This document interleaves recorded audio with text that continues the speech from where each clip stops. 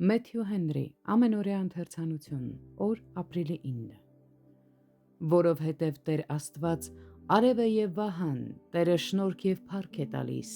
Տերը ոչ մի բարիք չի խնայում անարատությամբ գնացողներին։ Սաղմոս 84-րդ գլուխ 11-րդ խոսք։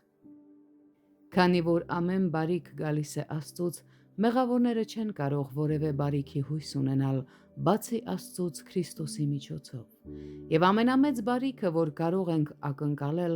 Աստծուց մեր Հորից է, հանուն Քրիստոսի։ Մենք պետք է աղոթենք ոչ միայն ինքներս մեզ համար, այլ նաև ուրիշների, նրանց անդադար հիշելով,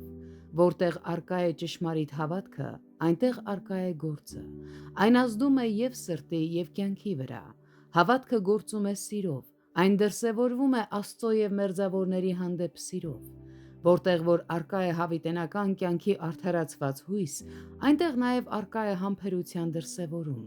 Եվ երբ մեր բոլոր գործերում հոժարությամբ ձգտում ենք հաճեցնել Աստծուն, սա անկեղծության նշան է։ Այսպիսով մենք կարող ենք ճանաչել մեր ընտրությունը, եթե ոչ միայն մեր շուրթերով խոսենք Աստծո գործերի մասին, այլև զգանք դրանց զորությունը մեր սրտերում, մերժելով մեր կրքերը, զատելով մեզ աշխարհից և բարձրանալով դեպի երկնային բաներ։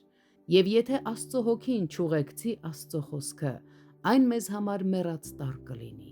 Եվ այսպիսի գործող հավատք մենք տեսնում ենք Թեսաղոնիկեցիներին ուղված առաջին նամակում, թե ինչպես նրանք ընդունեցին խոսքը Սուրբ Հոգու զորությամբ։ Նրանք այնքան լիովին համոզված էին նրա ճշմարտացիության մեջ, որ ոչ մի առարկություն կամ կասկած չկարողացավ սասանել նրանց հավատքը, և նրանք պատրաստ էին հրաժարվել ամեն ինչից Քրիստոսի համար և իրենց հոգիներն ու հավերժական փրկությունը դնել ավետարանի հայտնության ճշմարտության վրա։